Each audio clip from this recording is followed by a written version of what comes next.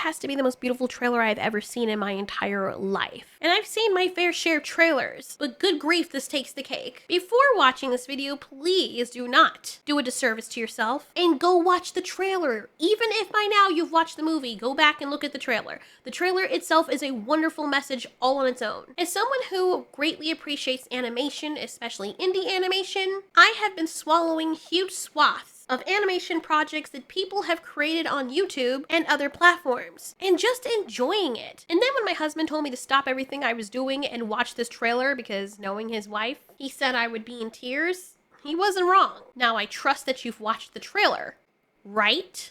I hope you're not lying to me and you actually watched the trailer, because there's still time for you to do the right thing. So if you haven't, pause it and go watch it. I'm not going anywhere. Whew. All right, let's explore the mesmerizing beauty of this captivating presentation, which stands as a true work of art all on its own.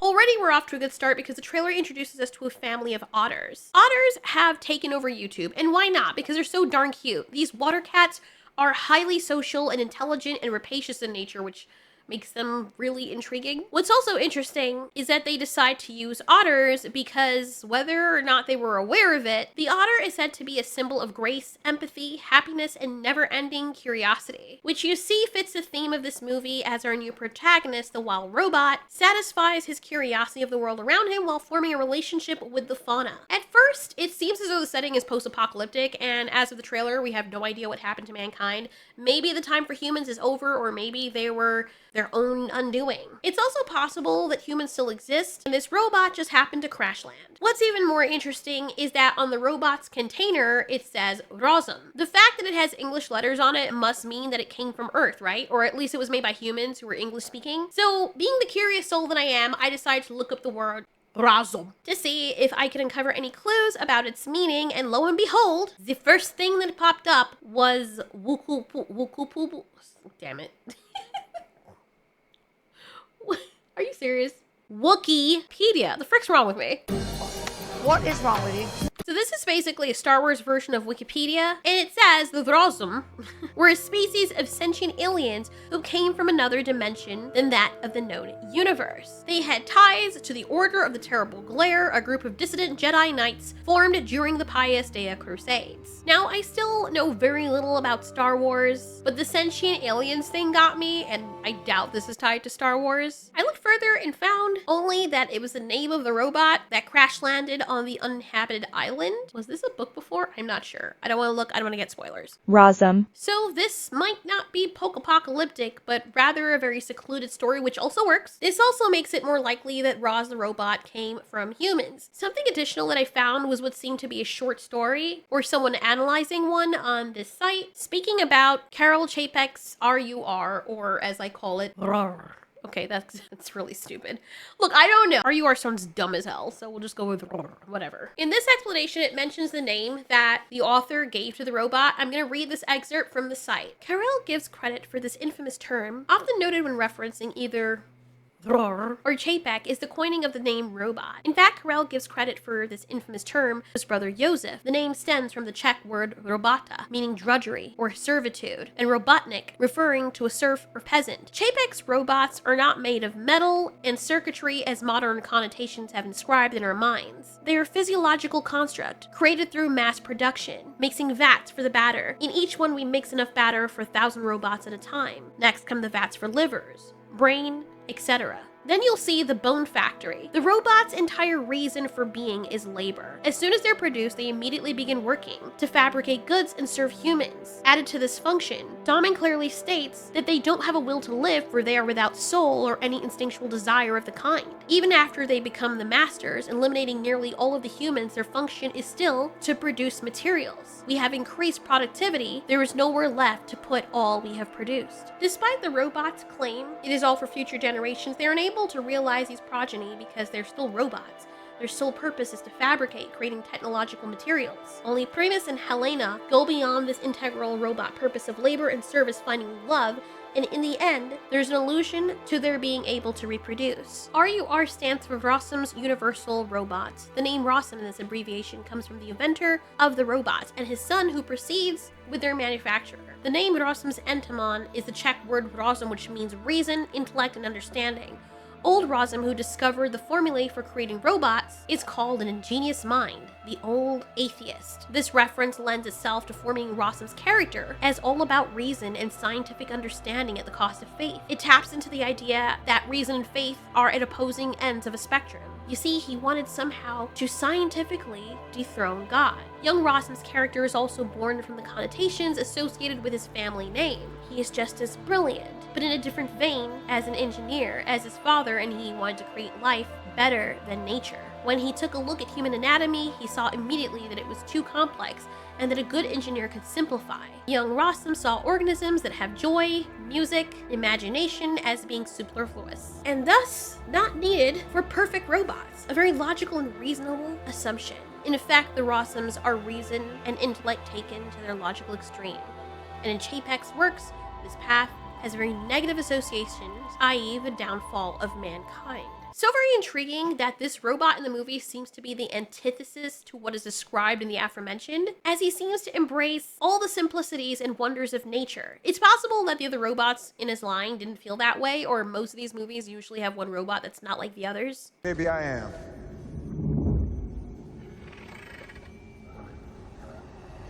Gotcha. Get the hell out of here!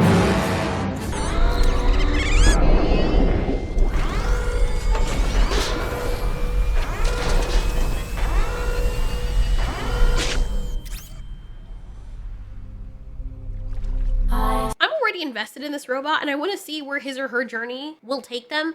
Everything about this trailer seems to be us discovering and experiencing things through the robot's eyes about the world around him. He tries to solve puzzles around him as he learns to adapt to what the animals are doing, like climbing up the wall that looks like a dam in order to make it to the other side because he sees the crab doing it.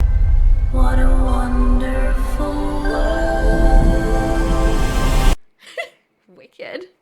Of course they're going to show us how to train your dragon up here for some reason, which made me very excited. I know they're doing this as a marketing technique, but you better have the chops to back it up. Also, this is, oh my god, the cover of A Wonderful World is the most beautiful cover I've ever heard. Good grief. Dark sacred night. What a wonderful world. The way they make it sound robotic but ethereal at the same time, it just perfectly captures the theme and the atmosphere of the movie, which is probably what they were going for. Because while our protagonist is robotic in nature, he is ethereal to it as well. And he also sees it in an ethereal light, with everything around him seemingly magical and awe-inspiring. This scene feels so Iron Giant for some reason. Look at how he's being a lighthouse for them. One of the adults are carrying the babies in their mouth. So we witness him helping them. And throughout the scenes, he's helping various animals as well.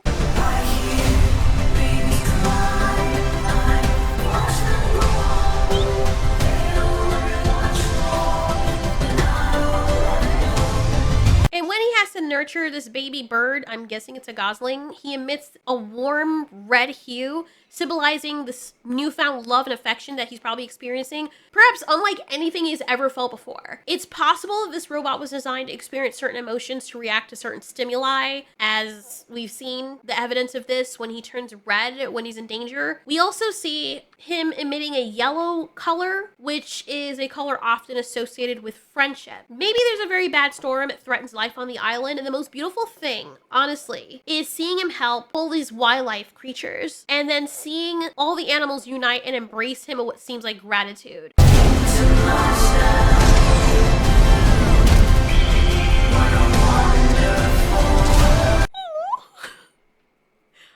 God, every time I see that, I don't know why, it just makes me cry. It just like, ugh. Just to see, look at the cute fox. It's just, it looks like my Shiba. Like, I don't know what it is about this scene. It's so beautiful.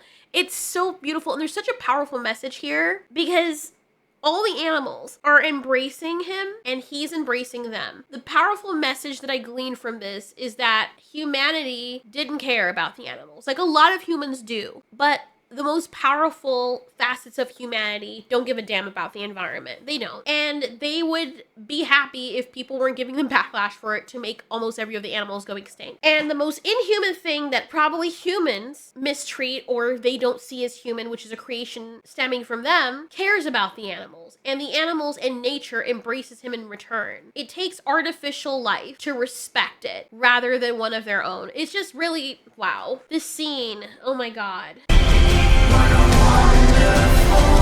Oh my god. Oh, it's so cute.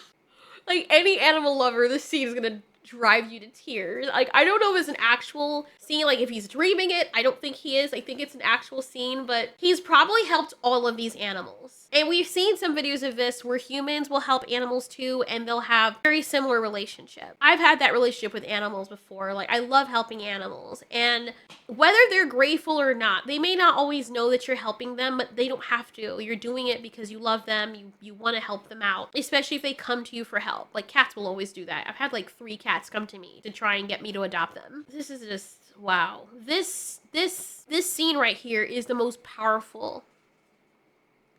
Jesus Christ. Wow. Oh my god. I'm speechless because it's just that powerful.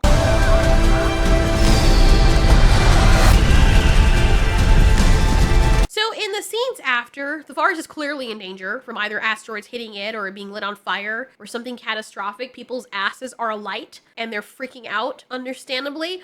But it seems as though Roz is either leading all of his forest friends out of the danger or they're helping him. But I feel like he's the one helping them. Again, you have the very yellow, altruistic color in the background with all his friends running beside him. Maybe because, and you can, wow, I didn't notice this before. I'll show you afterwards. But you see all the creatures following him. It's possible that he already formed a relationship with them. I don't know if at the time of watching this trailer if there's dialogue in it. It didn't seem like there was any dialogue. It could be from his point of view or from another animal's point of view telling the story if there is narration there.